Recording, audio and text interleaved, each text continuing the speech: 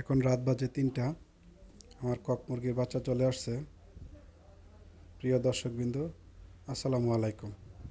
সবাইকে আন্তরিক শুভেচ্ছা ও অভিনন্দন। আমার এই ইউটিউব চ্যানেলটি আমি নতুন চালু করেছি। আমি অনেক দিন ধরে মুরগির খামার পরিচালনা করি, মুরগি পালি, কিন্তু আমি কখনো ভিডিও ছাড়িনি।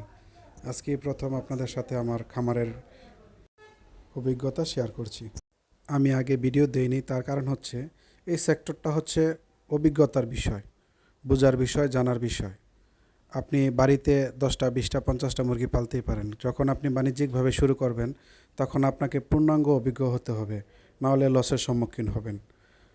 মানে আপনার যেই পরিমাণ ইনভেস্ট আছে, যেই পরিমাণ শ্রম আছে, তা যদি আপনি সঠিকভাবে পরিচালনা বা সঠিকভাবে মেনটেন না করতে পারেন, তাহলে আপনার অনেক বড় ক্ষতি হয়ে যাবে।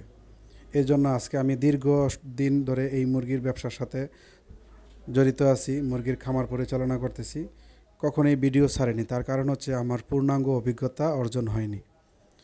আমি মনে করি আমার কিছু অভিজ্ঞতা আছে, সেজন্যই আমার প্রিয় খামারি ভাইদের সাথে শেয়ার করার জন্য আমি এই মূলত ভিডিওগুলা তৈরি করতেছি। আজকে তারিখ হচ্ছে 19/3/2025। আমার প্রথম বাচ্চা ছাড়লাম আজকে। কিন্তু আমি কক মুরগি, আমার আরও অনেক ভিডিও আছে, আমি এর পর্যায়ক্রমে এই ভিডিওগুলো ছাড়বো, আপনারা দেখবেন। নতুন ভিডিও তৈরি করতেছি। ভিডিওতে অবশ্যই কথায় এবং বলাতে ভুল ত্রুটি থাকতে পারে।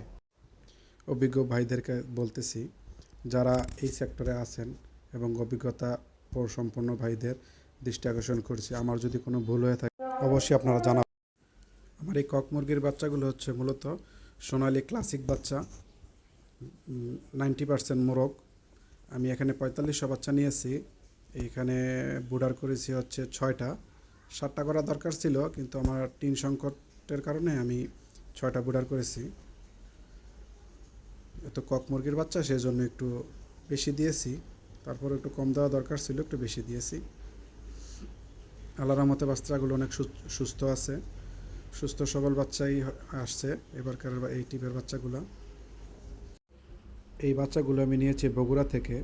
বগুড়া যার কাছ থেকে নিয়েছি, ওনার সাথে আমার দীর্ঘদিনের সম্পর্ক, প্রায় 2 বছরের।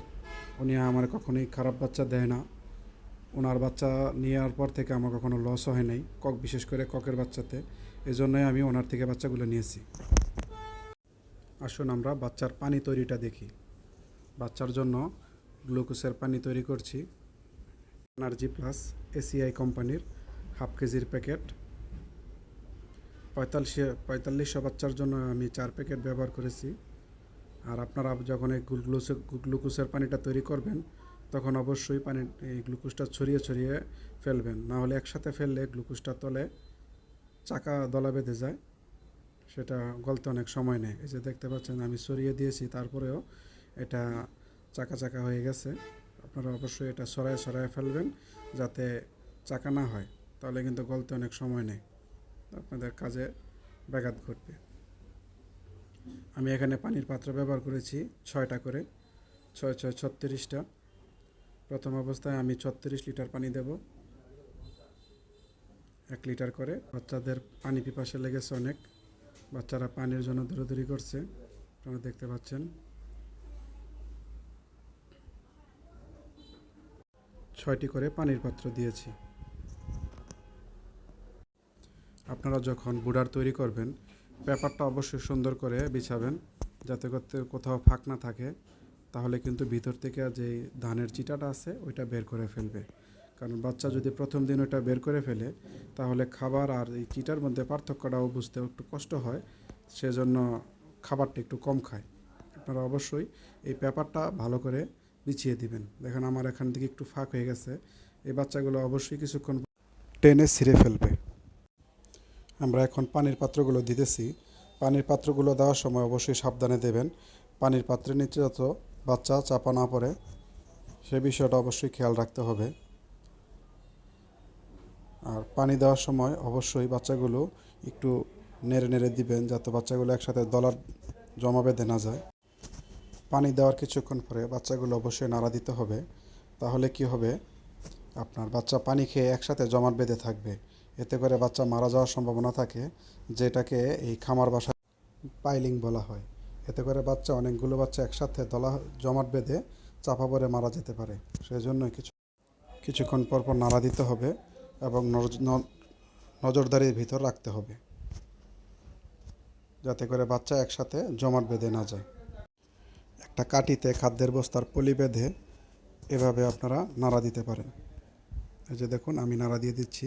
এতে করে কী হবে, বাচ্চাগুলো একসাথে জমাট বাঁধবে না, বাচ্চাগুলো সুন্দরভাবে পানিগুলো খাবে এবং ভিজবে না।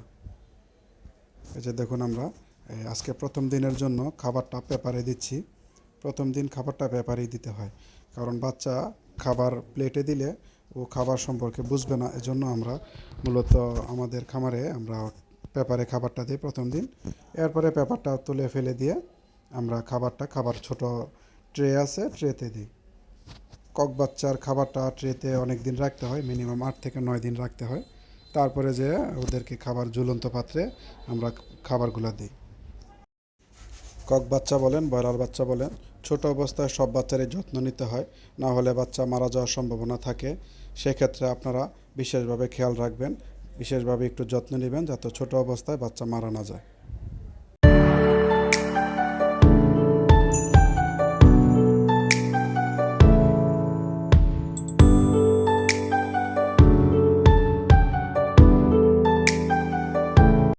প্রথম দিন বাচ্চার খাঁচায় আমি 7টি বাচ্চা মরা পেয়েছি।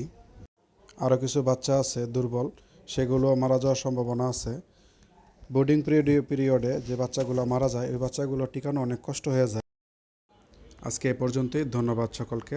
আমাদের খামারের প্রতিনিয়ত ভিডিও পেতে আমার চ্যানেলটি সাবস্ক্রাইব করে পাশে থাকবেন। আন্তরিক ধন্যবাদ ও শুভেচ্ছা।